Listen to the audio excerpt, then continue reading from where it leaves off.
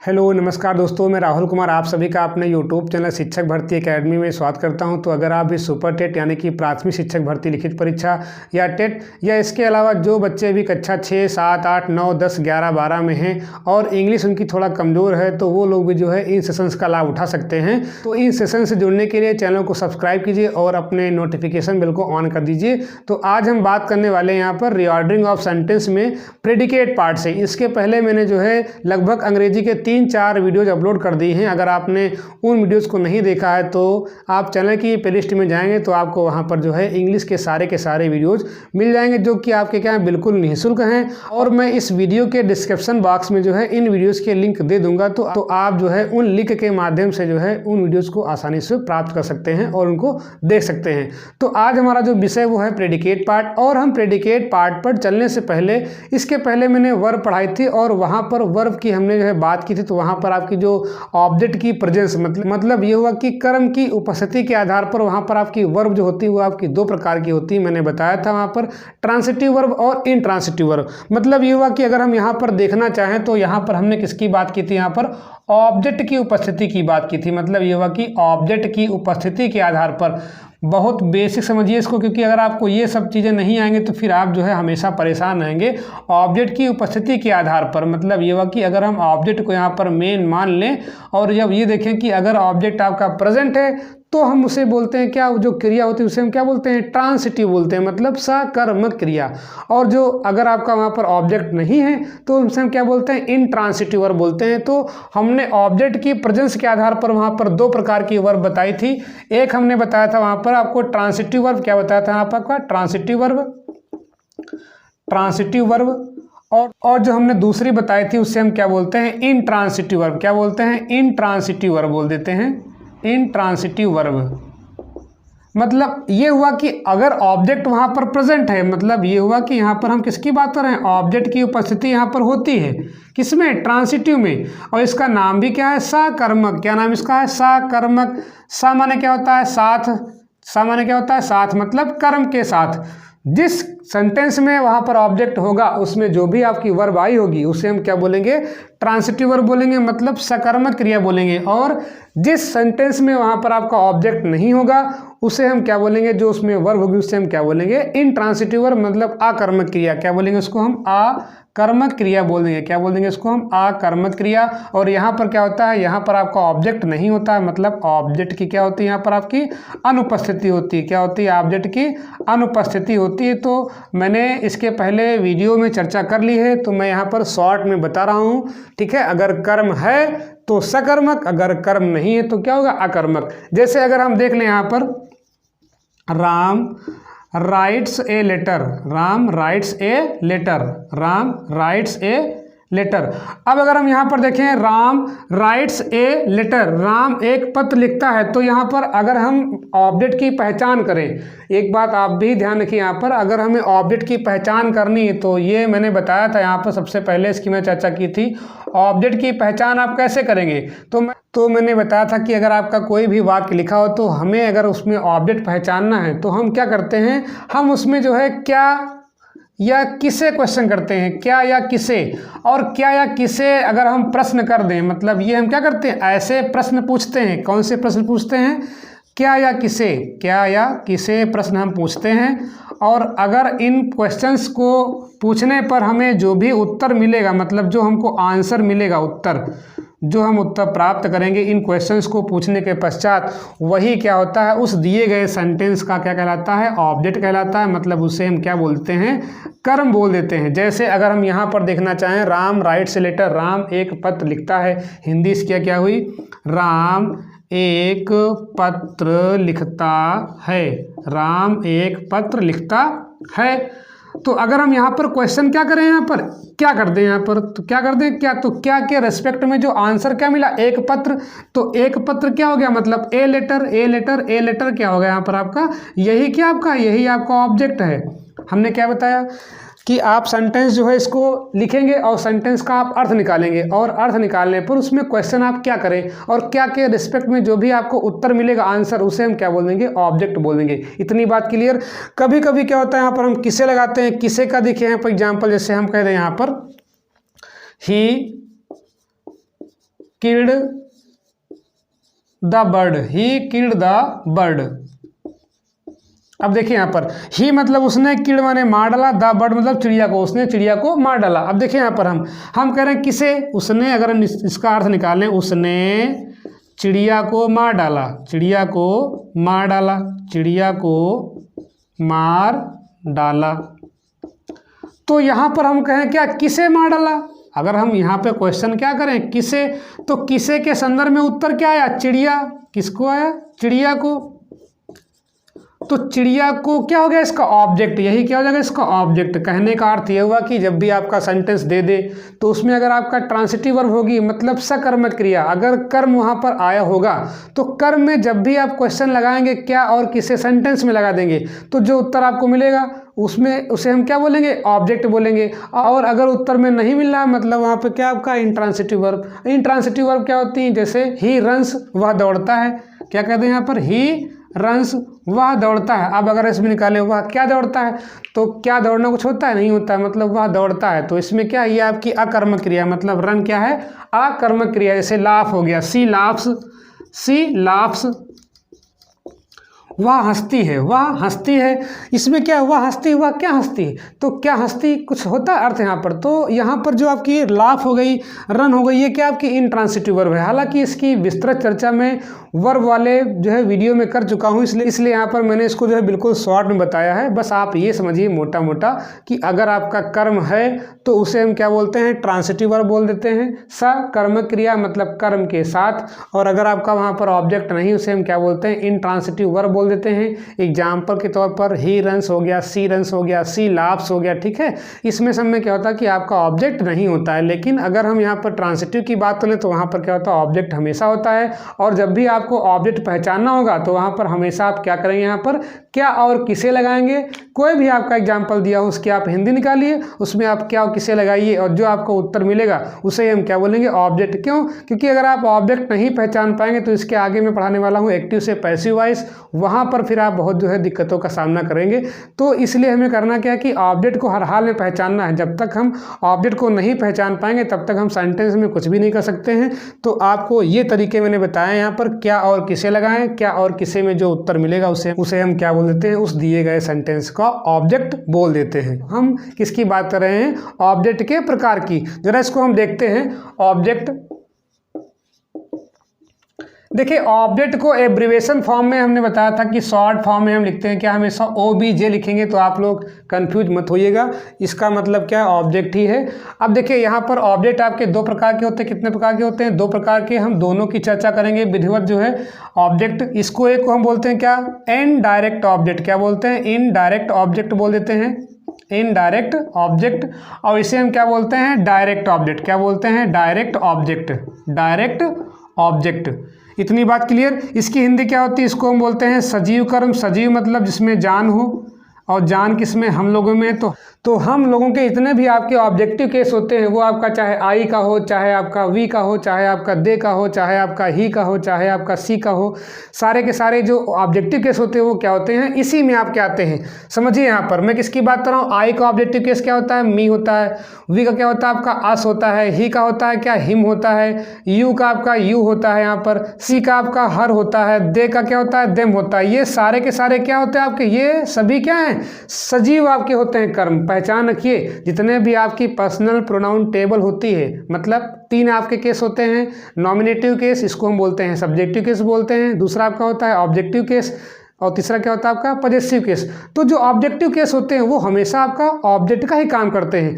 तो जितने भी आपकी पर्सनल प्रोनाउन के टेबल होती है उसमें जितने भी आपके ऑब्जेक्ट होते हैं या ऑब्जेक्टिव केस वाले होते हैं, वो सारे के सारे क्या होते हैं, आपके सजीव कर्म होते हैं। तो कहीं पर भी आपसे इनसे मुलाकात हो जाए तो आप समझिए कि ये क्या है, सजीव कर्म हैं। चलिए आगे देखते हैं, किसकी बात करते हैं, डायरेक्ट ऑब्जेक्ट की। तो इसे हम क्या बोलते हैं, निर्जीव बोल देते हैं। क्या बोलते हैं, निर्जीव कर्म बोल देते हैं। क्या बोलते हैं, निर्जीव कर्म। और निर्जीव कर्म को आप जानते हैं यहाँ पर, जैसे लेटर हो गया आपका, क्या हो गया यहाँ पर आपका लेटर हो गया। लेटर में जान कहाँ होती है, ठीक है। कुछ भी आप कर सकते हैं यहाँ पर, बुक्स हो गया, पेन हो गया, पेपर हो गया, पेन हो गया, और भी आपके नॉवेल हो गया, ठीक है। जो भी आपके ये होते हैं सारे के सारे क्या होते हैं आपके, ये निर्जीव कर्म होते हैं। निर्जीव मतलब समझते हैं आप यहाँ पर, इसमें जान ना हो, और ये क्या होते हैं, इसमें सब में जान होती है। मतलब ये हुआ कि जो आपके ह्यूमन मतलब मनुष्य से आपके जो संबंधित आपके प्रोनाउन होते हैं उसे हम क्या बोलते हैं यहाँ पर, आपका इनडायरेक्ट ऑब्जेक्ट बोलते हैं। अब जरा इसे हम एक एग्जाम्पल के माध्यम से समझने का प्रयास करते हैं। चलिए हम एग्जाम्पल लेते हैं यहाँ पर, जैसे my brother sent me a book.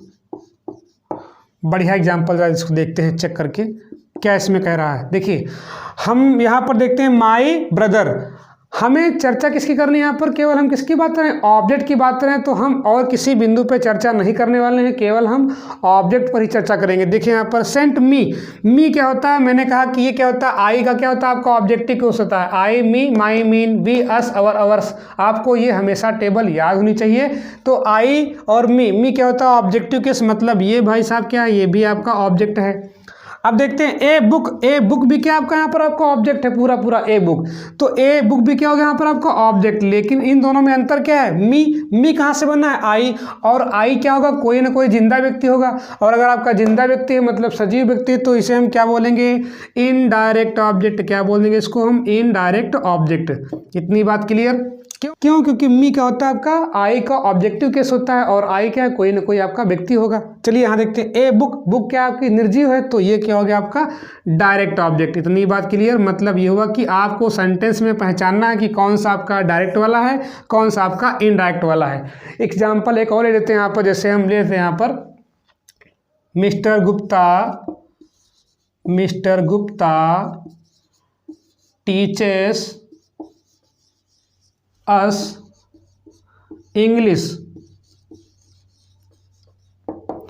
जरा इसको समझिए, मिस्टर गुप्ता टीचर माने पढ़ाते हैं, अस हमें इंग्लिश। अब देखिए अस क्या होता है, हमने कहा अस क्या होता है, ये आपका वी का क्या होता है आपका ऑब्जेक्टिव केस होता है। मैंने कहा 3 आपके केस होते हैं, नॉमिनेटिव केस, ऑब्जेक्टिव केस और पॉजेसिव केस।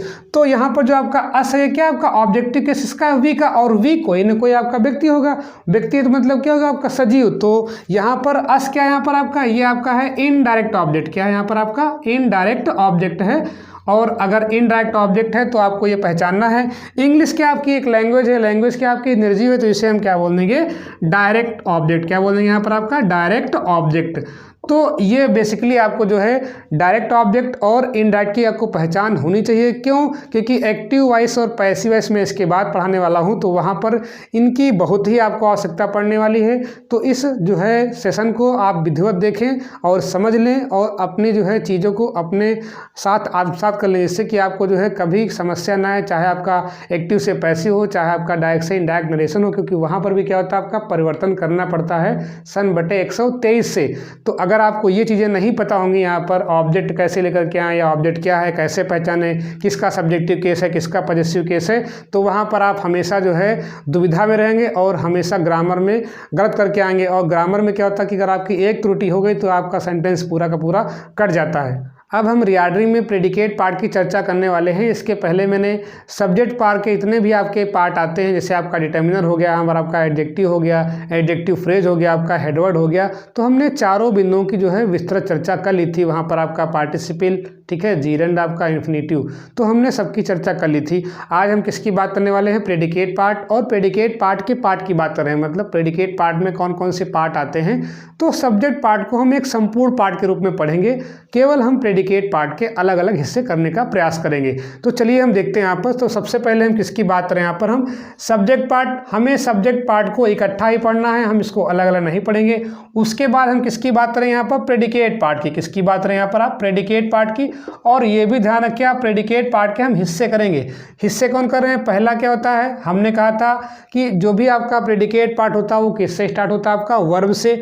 वर्ब के बाद यहाँ पर हम किसको ले रहे हैं, इनडायरेक्ट ऑब्जेक्ट। अभी हमने इसीलिए बात की थी कि आपका डायरेक्ट ऑब्जेक्ट क्या होता है और इनडायरेक्ट ऑब्जेक्ट क्या होता है। फिर किसकी हम बात करेंगे यहाँ पर आप, डायरेक्ट ऑब्जेक्ट की। इतनी बात क्लियर। मतलब पैटर्न नंबर हमारा 1 ये बना, और हमने प्रेडिकेट पार्ट को जो है 3 पार्ट में तोड़ दिया। किसमें आपका जो है यहाँ पर एक आपका, क्योंकि प्रेडिकेट पार्ट क्या होता है, हमेशा आपका वर्ब से स्टार्ट होता है, तो हम वर्ब से स्टार्टिंग करेंगे। उसके बाद हम इसको जो है इनडायरेक्ट ऑब्जेक्ट और डायरेक्ट के रूप में पढ़ रहे हैं। एग्जाम्पल समझते हैं यहाँ पर, माई ब्रदर गेव, गेव क्या है आपकी क्रिया है, तो मैंने क्रिया के सामने रखा, him gave him a car, my brother gave him a car. अब जरा इसको समझिए, यहाँ पर हम किसकी बात कर रहे हैं, यहाँ पर सब्जेक्ट पार्ट की चर्चा नहीं करेंगे यहाँ पर, क्योंकि अगर हम यहाँ पर माई की बात है तो माई क्या है, क्वालिफायर है आपका, ये क्या आपका हेड वर्ड है, तो हम सब्जेक्ट पढ़ा चुके हैं, इसकी हम चर्चा नहीं करेंगे, ठीक है। सब्जेक्ट पार्ट की हम चर्चा नहीं करने वाले हैं, हम केवल इसकी चर्चा करने वाले हैं। देखिए वर्ब, वर्ब क्या यहाँ पर आपका गेव आपका वर्ब हो गया, तो हमने क्या किया, गेव से इसको अलग कर दिया, ये आपका पूरा प्रेडिकेट पार्ट हो गया। अब यहाँ देखते हैं, हमने कहा था ऑब्जेक्ट आपके दो होते हैं, कौन कौन से, आपका डायरेक्ट और इनडायरेक्ट। तो यहाँ पर क्या होगा आपका हिम, और ए क्या हो गया आपका कार। हिम क्या यहाँ पर आपका सजीव कर्म है, ये क्या आपका है, सजीव कर्म है, क्या यहाँ पर आपका है, सजीव कर्म है। और कार यहाँ पे क्या आपका है, निर्जीव कर्म है। अभी मैंने इसके पहले चर्चा की, तुरंत निर्जीव कर्म। तो ये आपका पैटर्न होता है कि अगर आपके दोनों आपके ऑब्जेक्ट आते हैं तो ये क्या आपका है, सजीव कर्म, ये क्या आपका है, निर्जीव कर्म। अब ध्यान दीजिए कि अगर आपका कभी भी निर्जीव कर्म पहले आता है, सजीव कर्म बाद में आता है, तो यहाँ पर हम टू या फार का प्रयोग नहीं करेंगे बीच में। लेकिन अब जब अगले पैटर्न की हम चर्चा करेंगे अभी, तो उसमें हम बताते हैं कि जो है जब भी आप निर्जीव कर्म को पहले करके आएंगे और सजीव को ले जाएंगे बाद में, तो होता क्या है कि सजीव से पहले टू या फार का प्रयोग करते हैं। इतना आप समझने का प्रयास करेंगे। आगे हम एक और एग्जाम्पल लेते हैं यहाँ पर, जैसे हम अगर ले लें यहाँ पर, मिस्टर शिवा taught मी हिंदी। समझिए यहाँ पर मिस्टर शिवा टाट मी हिंदी, मतलब ये हुआ कि मिस्टर शिवा ने मुझे हिंदी पढ़ाया। अब देखिए मी यहाँ पे क्या आपका है, मैंने कहा कि मी क्या होता है आपका, आई का क्या होता है, ऑब्जेक्टिव केस होता है। जिस प्रकार से यहाँ पे हिम क्या होता है आपका, ही का ऑब्जेक्टिव केस है। और मैंने कहा था जितने भी आपके ऑब्जेक्टिव केस होते हैं पर्सनल प्रोनाउन टेबल में, सारे के सारे क्या होते हैं यहाँ पर आपके जो है इनडायरेक्ट ऑब्जेक्ट होते हैं, मतलब सजीव कर्म होते हैं। और यहाँ पर हिंदी क्या, हिंदी आपकी एक लैंग्वेज है, वो क्या होगी आपकी निर्जीव कर्म होगी। तो इस प्रकार से जो है हम यहाँ पर इनडायरेक्ट ऑब्जेक्ट और डायरेक्ट ऑब्जेक्ट को रखने का प्रयास करते हैं। तो ये आपका पैटर्न नंबर आपका 1 हो गया, मतलब प्रेडिकेट पार्ट में हो सकता है यहाँ पर आपके 2 ऑब्जेक्ट आ जाएं। तो अगर आप इनडायरेक्ट को पहले लाते हैं और किसको लाते हैं बाद में, डायरेक्ट को, तो यहाँ पर किसी भी प्रकार का टू या फार का प्रयोग नहीं होगा। अगर हम इसी जो है पैटर्न को जो है थोड़ा चेंज कर दें, मतलब इसको हम बता दें क्या, पैटर्न नंबर 2 ले लें, इसके बाद हम बात कर लें किसकी बात कर रहे हैं, पैटर्न नंबर 2 की बात कर रहे हैं। ध्यान देखिए यहाँ पर पैटर्न नंबर 2 की बात कर रहे हैं। तो यहाँ पर सब्जेक्ट को आपका वैसे ही रहेगा, किसकी हम बात कर रहे हैं, सब्जेक्ट आपका वैसे रहेगा। हम प्रेडिकेट पार्ट को ही तोड़ दे रहे हैं, प्रेडिकेट पार्ट को, और प्रेडिकेट पार्ट को हम वैसे ही तोड़ेंगे। बस कर रहे हैं क्या यहाँ पर, हम डायरेक्ट और इनडायरेक्ट में क्या कर रहे हैं, आपस में परिवर्तन कर रहे हैं। मतलब इसको ले जाएंगे पहले, इसको ले जाएंगे बाद में, मतलब निर्जीव कर्म जाएगा पहले और सजीव को हम बाद में ले रहे हैं। और एग्जाम्पल भी हम यही लेंगे, हम एग्जाम्पल इन्हीं एग्जाम्पल समझने का प्रयास करेंगे। चलिए देखते हैं यहाँ पर, तो वर्ब तो आपके यहाँ पर आएगी, वो तो सही बात है। अब हम क्या कर रहे हैं, यहाँ पहले क्या था आपका इनडायरेक्ट, हम क्या कर रहे हैं, इसको ले आ रहे हैं पहले, मतलब ये हुआ कि डायरेक्ट को हम क्या लाएंगे, पहले लाएंगे, ठीक है। और यहाँ पर क्या जाएगा आपका इनडायरेक्ट आपका ऑब्जेक्ट आएगा। इतनी बात क्लियर, मतलब आपस में अंतरा परावर्तन कर रहे हैं। और ये दिक्कत आपको हमेशा करता है, अगर आप टू या फार का प्रयोग नहीं करेंगे तो आपका जो है क्वेश्चन आपका या आंसर आपका गलत हो सकता है। चलिए देखते हैं, एग्जाम्पल हम यही लेंगे। यहाँ पर देखिए हम क्या ले रहे हैं, ये है आपका माई फादर, क्या हो जाएगा यहाँ पर आपका माई फादर, ठीक। वर्ब आपकी वही रखते हैं, ठीक है, my father gave, my father gave. अब देखिए हम एक आर को कहाँ ला रहे हैं, हिम से पहले आ रहे हैं, और एक आर क्या आपका निर्जीव है, तो एक आर को रखते हैं कहाँ, डायरेक्ट ऑब्जेक्ट, क्योंकि ये क्या है, निर्जीव है, इसको हम क्या बोलते हैं, निर्जीव बोलते हैं। हिंदी भी आपको मालूम होनी चाहिए, तभी आप जो है पहचान पाएंगे। अब हमने क्या किया, जब भी मैंने बताया था कि जब भी आप यहाँ पर डायरेक्ट को इनडायरेक्ट से पहले लाएंगे तो इनडायरेक्ट के पहले टू या फार का प्रयोग करें। किसका करेंगे हम, टू या फार का हम प्रयोग अवश्य करेंगे। कब, जब हम डायरेक्ट को इनडायरेक्ट से पहले लाएंगे तो हम इनडायरेक्ट मतलब जो सजीव वाला कर्म होगा उसके पहले टू या फॉर का प्रयोग सदैव करते हैं। तो यहाँ पर हम किसका प्रयोग करेंगे, टू हिम। क्या कर देंगे यहाँ पर, देखिए हिम तो आपका ये क्या हो गया आपका इनडायरेक्ट, लेकिन इससे पहले क्या आता है यहाँ पर टू या फॉर। तो ये आपकी विशेष बात है। कहने का अर्थ ये हुआ कि जब भी हम निर्जीव कर्म को सजीव कर्म से पहले लाते हैं तो सजीव कर्म के पहले टू या फॉर का प्रयोग करते हैं। इतनी बात क्लियर। अब अगर हम इसी को जो है इस तरह से बनाने का प्रयास करें, इस तरह से, तो क्या हो जाएगा, मिस्टर शिवा। क्या हो जाएगा यहाँ पर आपका, मिस्टर शिवा। मिस्टर शिवा। टाट, तो टाट आपकी क्रिया है, कोई दिक्कत नहीं, इसको आप ऐसे लिख लो यहाँ पर, टाट हो गया यहाँ पर आपका। उसके बाद किसकी बात करें, मी। अब हम मी नहीं ला रहे हैं, पहले क्या ला रहे हैं, हिंदी ला रहे हैं। क्या ला रहे हैं, हिंदी। तो हो गया हिंदी। क्या हो जाएगा यहाँ पर आपका, हिंदी। उसके बाद क्या यहाँ पर आपका टू या फॉर आता है, तो यहाँ पर क्या हो जाएगा, टू मी। क्या हो जाएगा यहाँ पर आपका, टू मी। क्या हो जाएगा यहाँ पर आपका, टू मी। इतनी बात क्लियर। अगर हम एक और एग्जाम्पल ले लें यहाँ पर, तो क्या हो जाएगा यहाँ पर, माई ग्रांडफादर, माई ग्रांडफादर, माई ग्रांडफादर bought हर ए पेन। ठीक, माई ग्रांडफादर bought हर ए पेन, मेरे दादाजी ने उसके लिए एक क्या, कलम खरीदा। ठीक है, इसको हम जो है इस तरह से बनाने का प्रयास करते हैं। मतलब ये पैटर्न नंबर आपका 1। पैटर्न नंबर 2 मैं साथ में क्यों पढ़ा रहा हूँ, क्योंकि आप जो है इसको आसानी से इसमें डिफरेंस क्या होता है उसको समझ जाएं। जब भी आपका यहाँ पर इनडायरेक्ट आपका पहले आएगा तो हम टू या फॉर का प्रयोग कभी नहीं करेंगे, लेकिन जब भी आप यहाँ पर निर्जीव को पहले लेकर के आएंगे तो हम जो है सजीव से पहले टू या फॉर का प्रयोग करेंगे। अब इसी को हम जो है उस तरह से बनाने का प्रयास करते हैं। तो क्या हो जाएगा यहाँ पर आपका, माई ग्रांडफादर, माई ग्रांडफादर, ग्रांडफादर। अब यहाँ देखते हैं बाट आपका वही रहेगा यहाँ पर, क्योंकि बाट क्या की क्रिया है यहाँ पर आपकी, बॉट। अब हम किसको ला रहे हैं, ए पेन को ला रहे हैं पहले, क्योंकि ए पेन क्या आपका निर्जीव है, ए पेन, ए पेन, ए पेन। तो क्या हो जाएगा, फॉर हर। अब समझिए यहाँ पर हमने क्या बताया कि ए पेन को जब हम लाएंगे, मतलब ये क्या निर्जीव आपका कर्म है। जब भी हम लाएंगे निर्जीव को पहले किससे, सजीव से, तो हम करते क्या है कि सजीव से पहले टू या फॉर। मैंने वही बात की कि हमेशा आप जो है ध्यान रखें कि जब भी आप निर्जीव को पहले लेकर के आएंगे तो हम सजीव से पहले टू या फॉर का प्रयोग करते हैं। यहाँ पर आप लिखना चाहें तो क्या ले देंगे, यदि निर्जीव कर्म सजीव कर्म से पहले आता है, सजीव कर्म से, यहाँ पर आप इसको लिख देते हैं डायरेक्ट ऑब्जेक्ट। मैं लिख दे रहा हूँ यहाँ पर हिंदी, इसे क्या बोलते हैं, डायरेक्ट ऑब्जेक्ट। इसे क्या बोलते हैं, इनडायरेक्ट ऑब्जेक्ट। सजीव कर्म से पहले आता है, तो सजीव कर्म से पहले, सजीव कर्म यानी कि क्या, इनडायरेक्ट ऑब्जेक्ट से पहले, इनडायरेक्ट ऑब्जेक्ट से पहले टू या फॉर का प्रयोग होता है, टू या फॉर का प्रयोग करते हैं, टू या फॉर का प्रयोग करते हैं।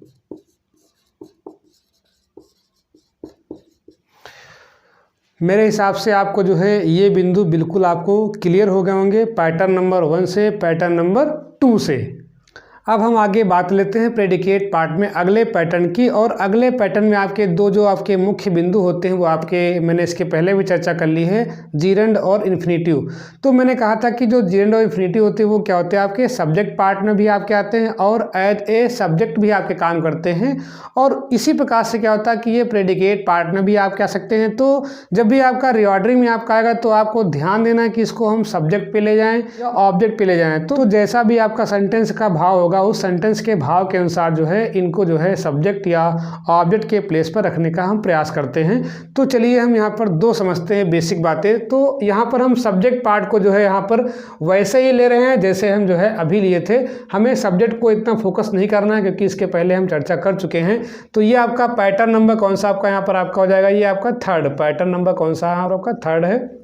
इसमें हम किसकी बात करेंगे, पहली बात तो आपका सब्जेक्ट होगा, ये तो आपका होगा ठीक है। उसके बाद क्या होगी यहाँ पर आपकी वर्ब, क्या होगी यहाँ पर आपकी वर्ब। और ये हम किसकी बात कर रहे हैं, प्रेडिकेट पार्ट, क्योंकि प्रेडिकेट पार्ट क्या होता है आपका वर्ब से ही स्टार्ट होता है, ठीक है।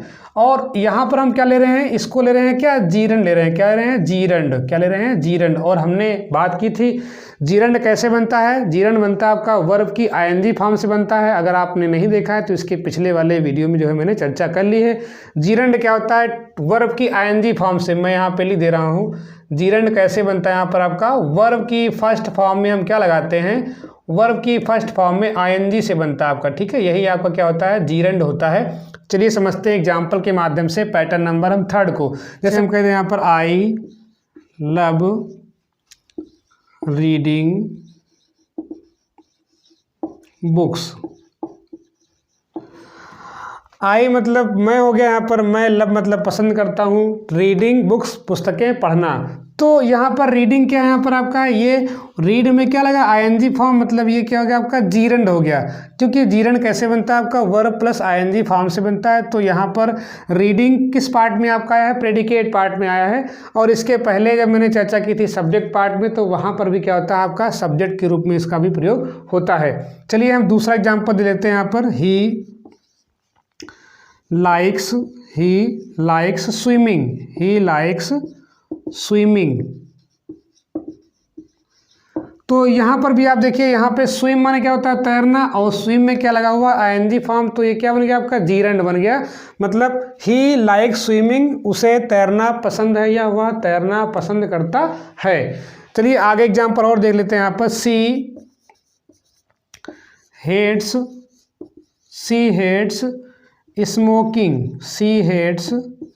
स्मोकिंग। यहाँ पर स्मोकिंग में क्या आपका जीरंड है। तो आप ध्यान रखिए कि जीरंड जो है दोनों पार्ट में आता है। हो सकता है आपका सब्जेक्ट पार्ट में भी आया हो सकता है आपका यहाँ पर प्रेडिकेट पार्ट में आए। मतलब जैसा आपका सेंटेंस का वहाँ पर भाव कहेगा उसके अकॉर्डिंग जो हम इसको अरेंज करने का प्रयास करेंगे। अब कभी भी आपका जीरंड आए तो ये मत सोचे कि हम केवल उसको सब्जेक्ट में ही रख सकते हैं। हो सकता है उसका सेंस कुछ जो है ऑब्जेक्ट पार्ट में, मतलब प्रेडिकेट पार्ट में हो रहा हो, तो हम जो है उसके आधार पर भी रख सकते हैं। अगला एग्जाम्पल और हम दे सकते हैं यहाँ पर, जैसे they like playing cricket.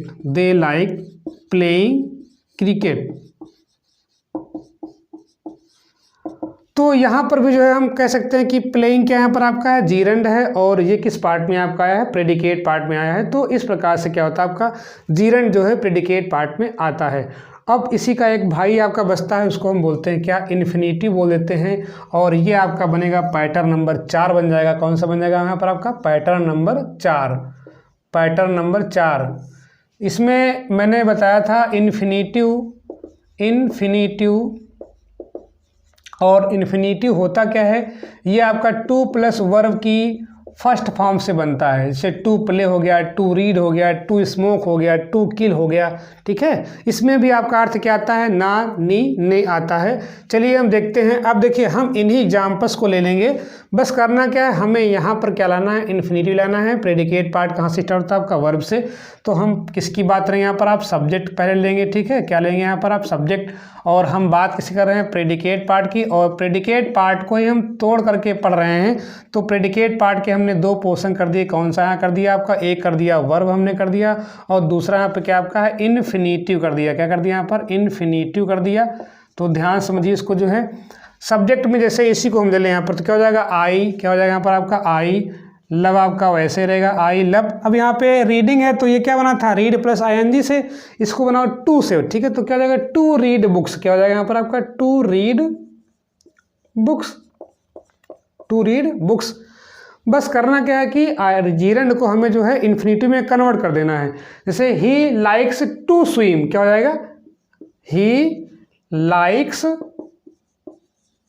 To swim. Swimming के स्थान पे क्या होगा आपका, टू स्विम।